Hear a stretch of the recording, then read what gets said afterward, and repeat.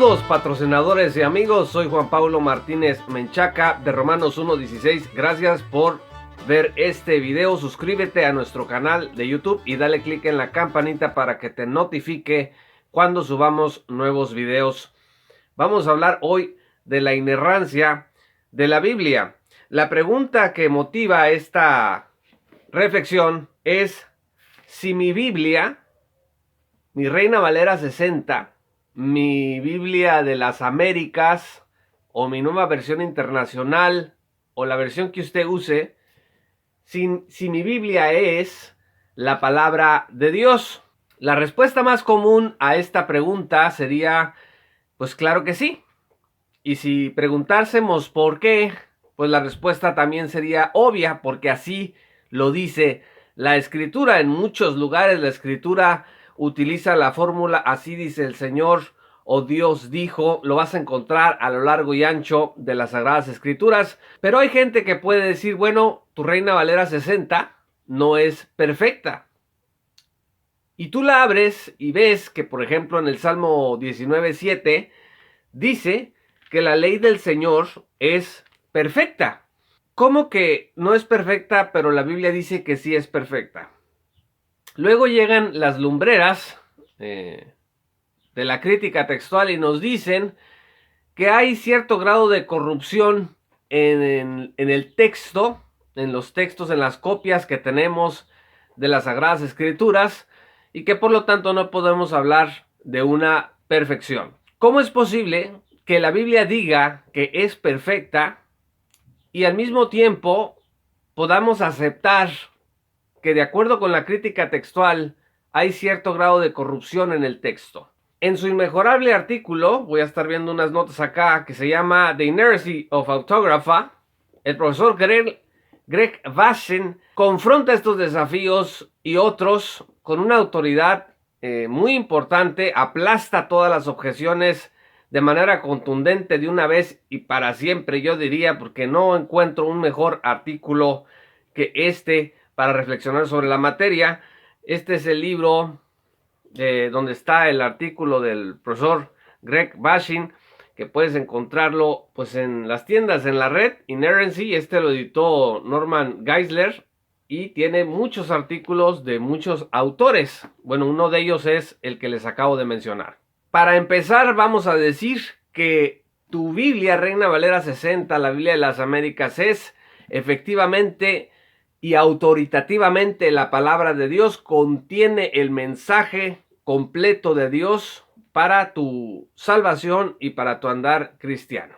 Entonces, desde ya les di la conclusión para aquellos que no quieran avanzar más en el video, pero si quieres entender las razones, pues te tienes que quedar un poco más. En primer lugar, amigos, la Biblia presupone su autoridad. Puedes encontrar en 2 Corintios 6:16 que dice, como Dios dijo. También puedes encontrar en Hechos 1:16 la expresión, el Espíritu Santo predijo. Y puedes encontrar en Gálatas 3:8, y la Escritura anunció, en una interpolación entre lo que Dios dice y lo que la Escritura dice. O sea, es lo mismo. Cuando escuchamos la expresión, la Escritura dice, es como decir que Dios dice. ¿Hasta dónde se extiende la precisión de la palabra de Dios escrita?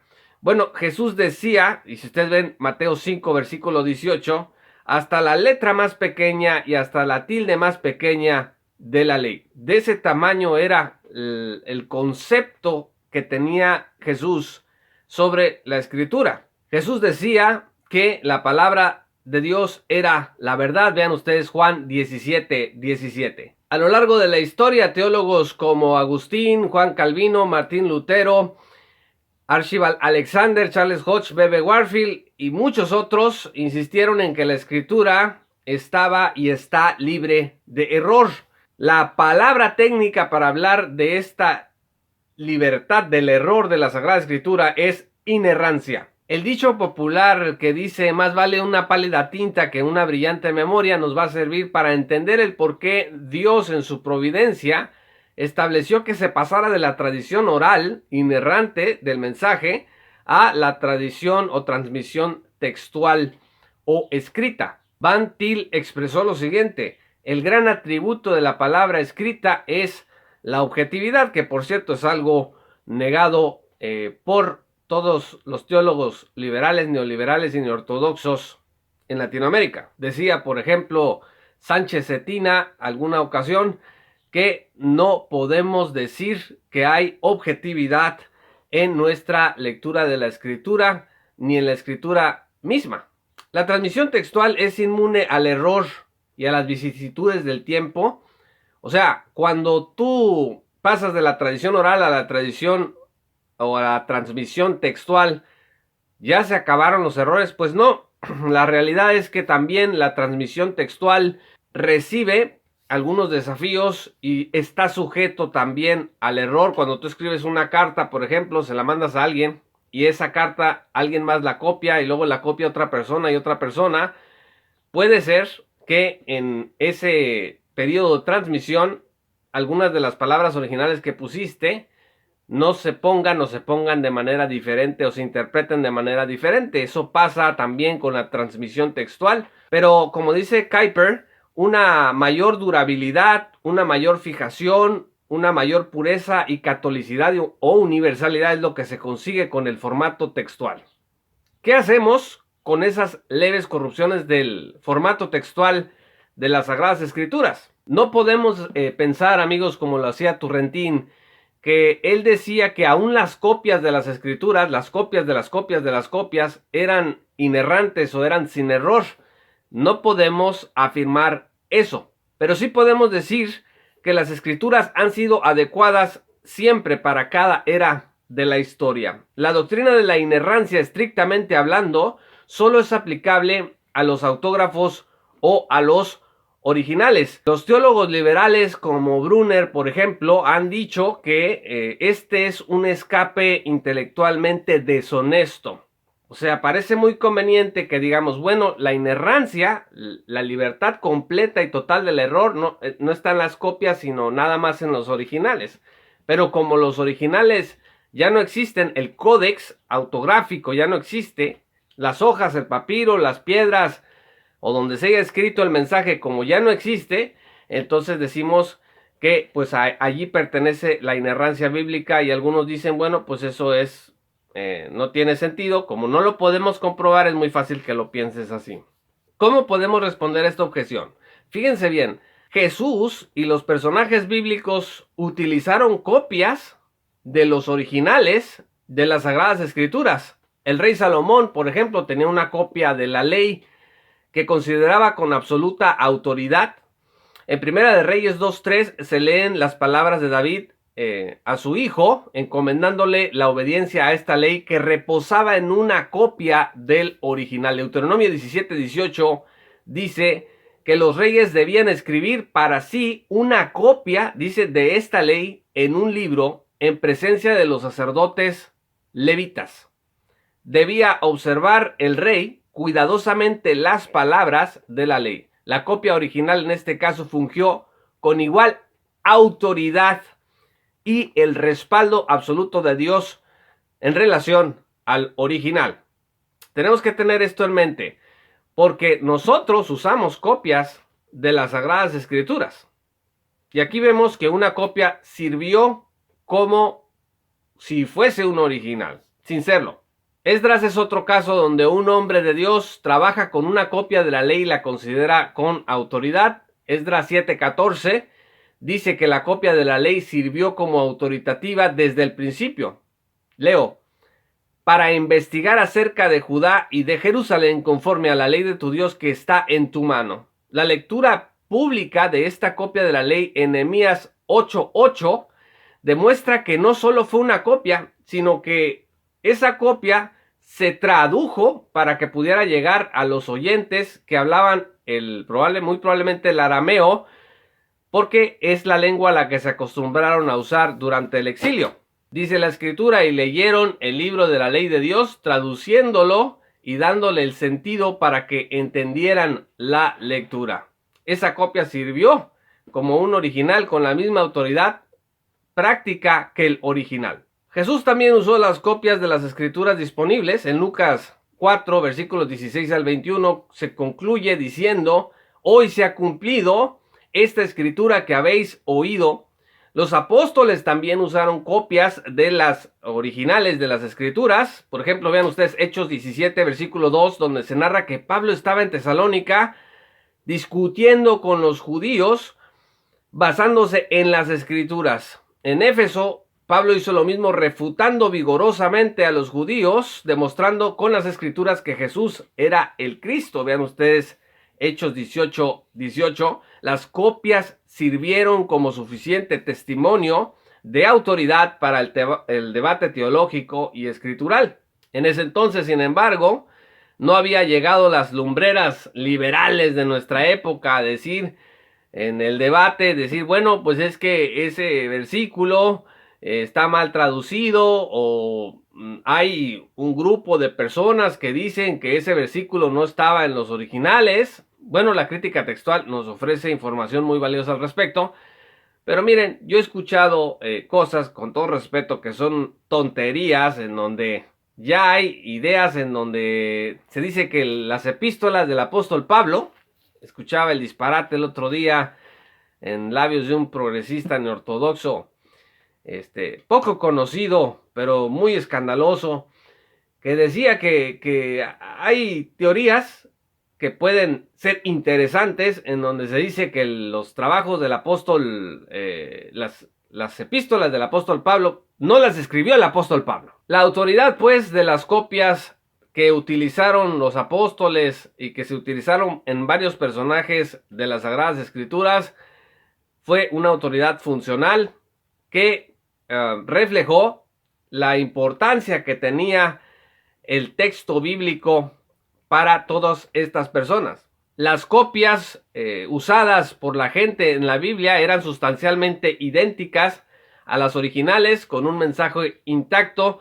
Bashin sostiene en este punto que el objeto, estrictamente hablando, de la inspiración es el texto autográfico y no la página física o códex autográfico. O sea, una cosa, amigos, es una página original y otra cosa es el mensaje que hay originalmente en esa página. Entonces, esto puede perderse, puede destruirse, el papel donde está el mensaje se puede destruir, pero el mensaje que está en el papel puede ser preservado, y eso es efectivamente lo que pasó con las copias que tenemos de las Sagradas Escrituras.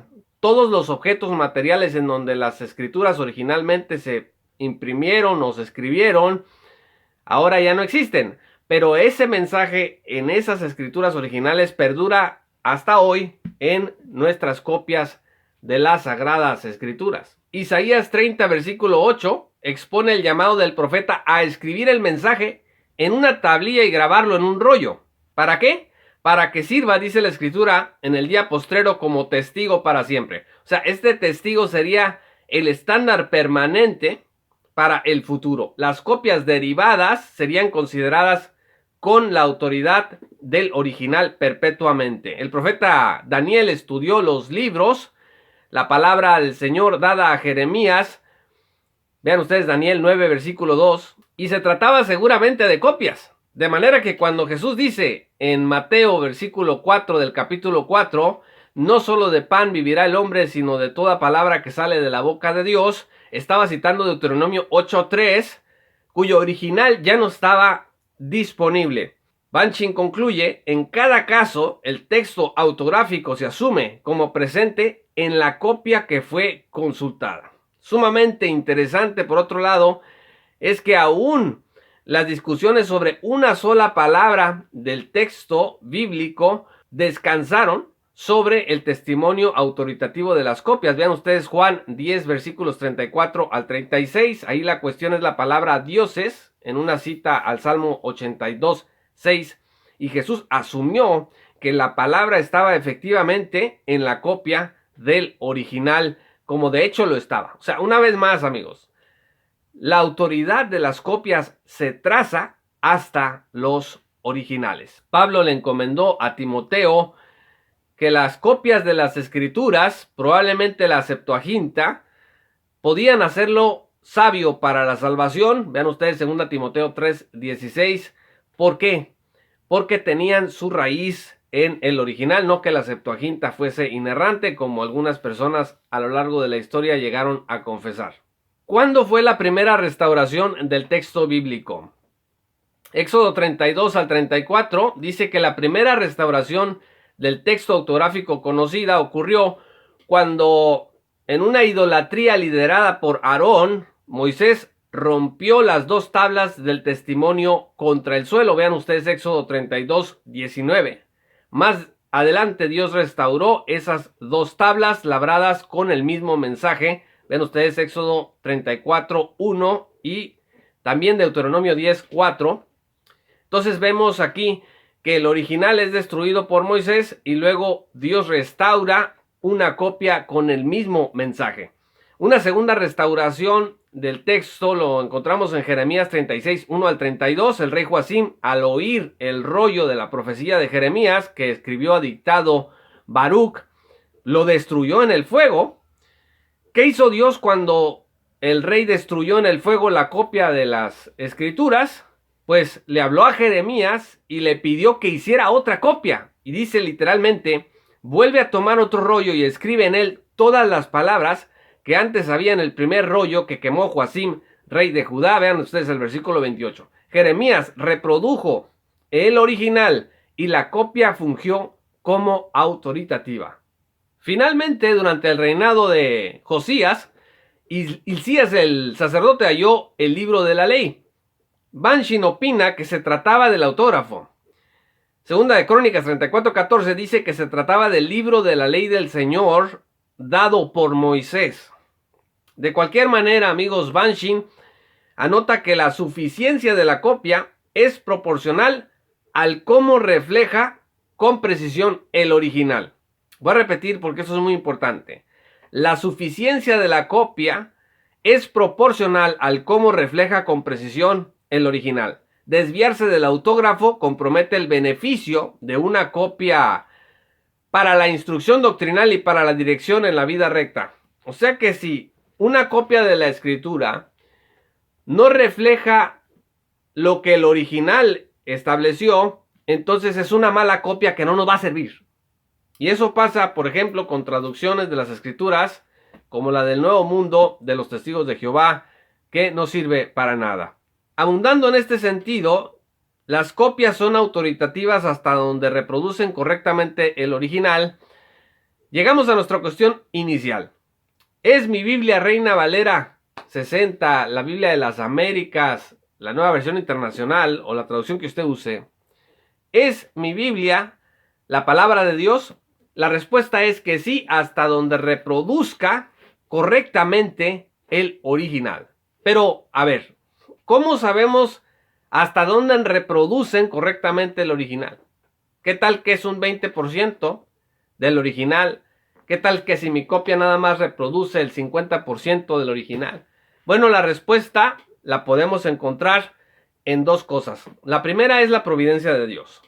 Dios se ha encargado de preservar su mensaje intacto, aún en las copias. Estoy hablando del mensaje. No estoy hablando del códex autográfico, de las, como les decía yo, de los objetos en donde se calcó, donde se imprimió, donde se escribió el mensaje original, sino que Dios se ha encargado de que su mensaje no se pierda, aún dentro de las copias de las escrituras.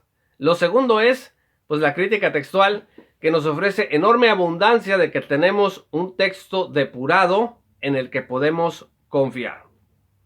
Dios no inspiró, amigos, a los autores de la Biblia y luego se fue de vacaciones. Los apóstoles, debemos asumir, usaron la Septuaginta, por ejemplo, hasta donde reflejó el original del texto hebreo. El Espíritu Santo preservó del error a los apóstoles y demás autores de la Biblia. Segunda de Pedro 1:21, por eso indica que los hombres inspirados por el Espíritu Santo hablaron de parte de Dios. Jesús aseguró que el Espíritu Santo guiaría toda verdad, porque no hablará por su propia cuenta, dice, sino que hablará todo lo que oiga y os hará saber lo que habrá de venir. Vean ustedes Juan 16, versículo 13.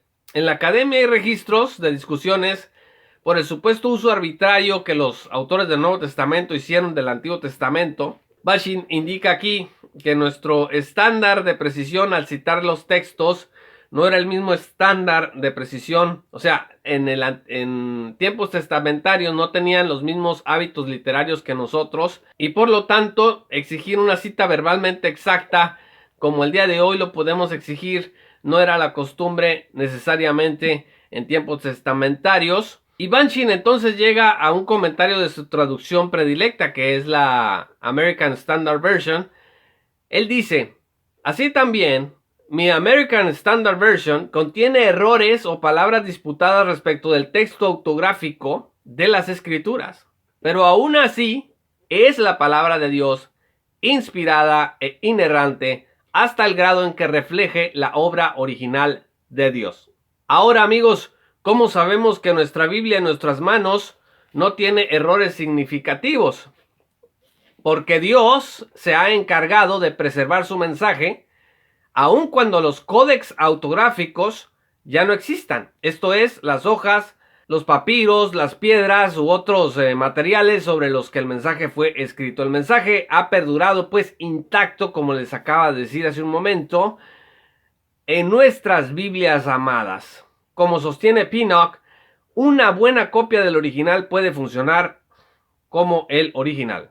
Cuando nosotros hablamos de la inerrancia de la Biblia, específicamente de los autógrafos y de las copias hasta donde reflejen correctamente el original, no es para ganar una discusión, o sea, no es un asunto apologético. Las razones detrás de la insistencia y la inerrancia son razones teológicas. Los documentos originales de la Biblia son inspirados por Dios y no el trabajo de los copistas o de los escribas. Pero aunque las copias de la Reina Valera 60, la Biblia de las Américas y la versión que usted use no se originan técnicamente en Dios, su mensaje sí se origina en Dios. Los evangélicos que niegan la inerrancia de la Biblia con frecuencia dicen que el texto sí es correcto, pero solamente en asuntos de fe y de práctica. Aquí están apelando ellos a una inerrancia parcial, porque ¿cómo puedes decidir qué es inerrante y qué no es inerrante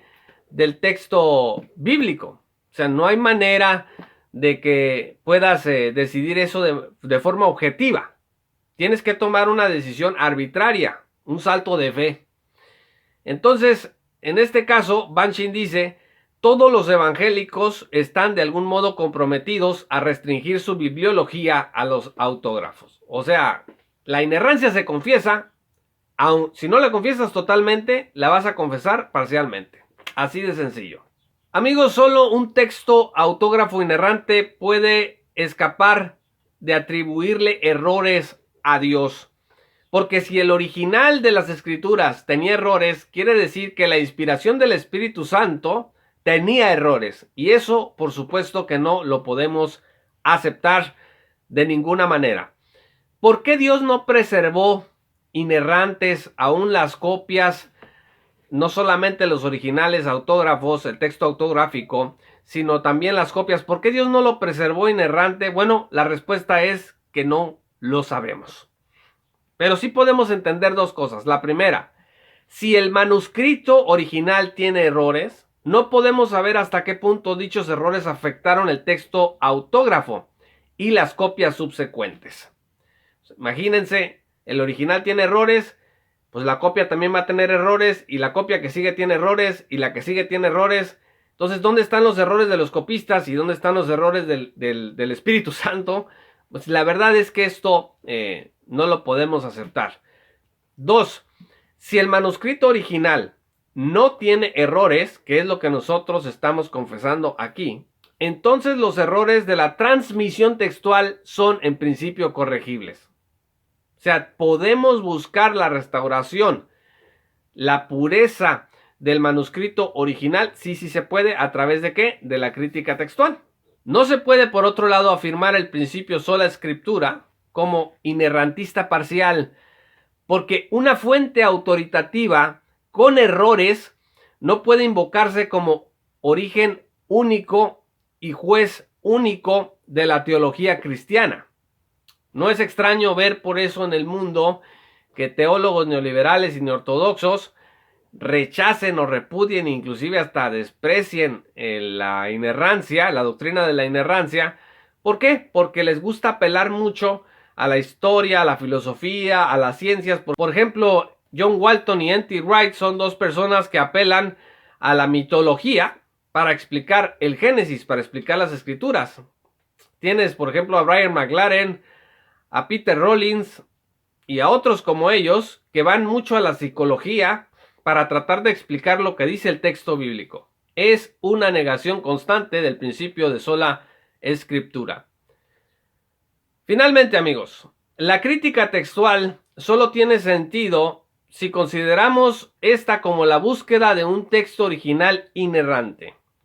Para la fe cristiana, la crítica textual solo tiene sentido porque se debe de considerar como este anhelo de encontrar el texto más parecido al original inerrante. Buscar qué fue lo que decía. Un texto original supuestamente corrupto no sería distinto de la tarea de los filólogos o estudiosos de los textos paganos. Al fin y al cabo, asumen que el original pudo tener muchos o pocos errores aún antes de ser transmitido. Es curioso que varios de los académicos que hacen crítica textual ni siquiera sean cristianos. Y sin embargo encuentren que la pureza del texto bíblico es tan alta que podemos decir que estamos prácticamente en presencia del texto original de las escrituras. Podemos confesar con Warfield, tenemos los textos autográficos en nuestras copias. Amigos, la verdad que está en nuestras copias de la Biblia, aunque no es anulada por cierto grado mínimo de corrupción textual, no nos exime de estar buscando constantemente un mejor y más depurado texto de las escrituras. No podemos simplemente cerrar los ojos y decir, bueno, yo me quedo con este texto de la escritura. Cuando tenemos herramientas y hay investigación en crítica textual, en ciencias bíblicas muy importante, y no podemos cerrar los ojos a esa oportunidad de tener cada día un texto más depurado. O sea, no podemos conformarnos y decir, yo no quiero saber nada de la investigación ni de las ciencias bíblicas. Banshin dice, la doctrina de la inerrancia es un compromiso teológico enraizado en la misma palabra de Dios. Esto implica, amigos, el principio de que el texto bíblico debe ser guardado de toda alteración. Vean ustedes Apocalipsis 22, versículo 19. Y voy a concluir con el versículo que está en Deuteronomio 4, versículo 2. No añadiréis nada a la palabra que yo os mando, ni quitaréis nada de ella, para que guardéis los mandamientos del Señor vuestro Dios, que yo os mando. Que sea conocida, mis amados hermanos, su palabra inerrante. Yo soy Juan Pablo Martínez Menchaca de Romanos 1:16. Gracias por ver este video. Si aún no eres patrocinador, te invito a que te unas desde $1 al mes en www.patreon.com/jpaulomartinez o también visitándonos en nuestro sitio web oficial www.jpaulomartinez.com. Un saludo especial a los patrocinadores y gracias a toda nuestra amable audiencia. Hasta pronto.